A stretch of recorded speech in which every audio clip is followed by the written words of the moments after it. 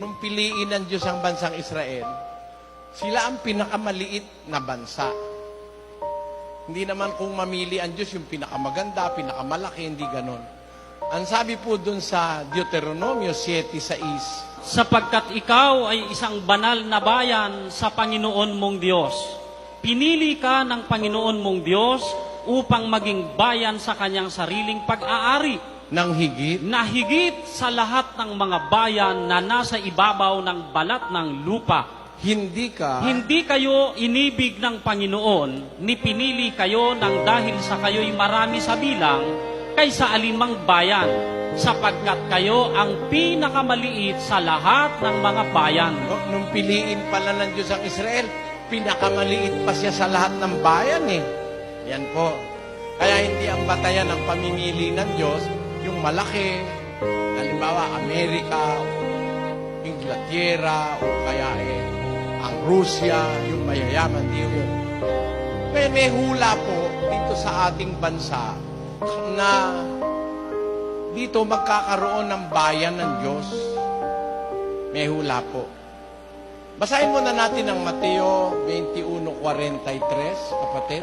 Kaya nga, sinasabi ko sa inyo, aalisin sa inyo ang kaharian ng Diyos at ibibigay sa isang bansang nagkakabunga. Sabi po ni Kristo sa mga Kristiyano dun sa Israel nung una, sa mga Hudyo.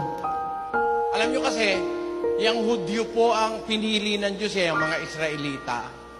Pero nung bago siya pumanik sa langit, sinabi ni Kristo sa mga Hudyo, aalisin sa inyo ang kaharian ng Diyos. Mawawala pala sa Israel ibibigay sa isang bansa na nagkakabunga. Yun po sabi ni Kristo sa mga Israelita nung araw, sa mga Hudyo. Aalisin ng Diyos sa kanila yung kaharian ng Diyos, ibibigay sa isang bansang nagkakabunga. Ngayon, ang isa pong bansa na po pwedeng tubuan o puntahan ng kaharian ng Diyos, ang isang bansa, yung sinasabi po sa Zacarias 8:7. Ganito ang sabi ng Panginoon ng mga hukbo, narito, aking ililigtas ang aking bayan sa lupaing silanganan at sa lupaing kalunuran. Ang posibilidad po, magliligtas ang Diyos sa lupaing silanganan at ganun din naman sa lupaing kalunuran. Pero nauuna yung silanganan Ililigtas ko ang aking bayan sa lupaing silanganan. Puntahan po natin yung silanganan, yung east. Alin sa mga bansa sa east o sa silanganan ang pwedeng doon tumubo ang katwiran ng Diyos? Pakinggan nyo sa Isaias 24. Ganito po ang sinasabi sa 15. Kaya't luwalhatiin ninyo ang Panginoon sa silanganan. Sa makatwid bagay ang pangalan ng Panginoon, ng Diyos ng Israel, sa mga pulo ng dagat. Ayan. Ang isang sinasabi pong hula, magaganap sa silanganan, luluwalhatiin sa silanganan yung pangalan ng Diyos ng Israel.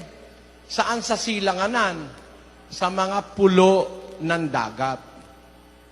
Ang Pilipinas po mga pulo ng dagat. Wala naman pwedeng makatutol na ang Pilipinas mga pulo ng dagat Hindi naman tayo kontinente.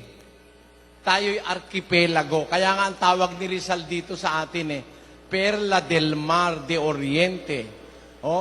Perlas ng dagat sa dakong silangan. Yun ay katuparan ng hula sa Isaias 24:15. May lilitaw na pagluwalhati o paglilingkod sa Diyos sa silanganan. At yan po, naniniwala kami, hindi naman para itaas ang amin sarili, kundi para magsabi ng totoo na dito sa Pilipinas, sa mga pulo ng dagat, sa silanganan, isa ang posibilidad sa Pilipinas magkakaroon ng totoong paglilingkod at pagluwalhati sa Diyos. Kaya sabi ng Diyos, ililigtas ko ang aking bayan sa lupaing silanganan.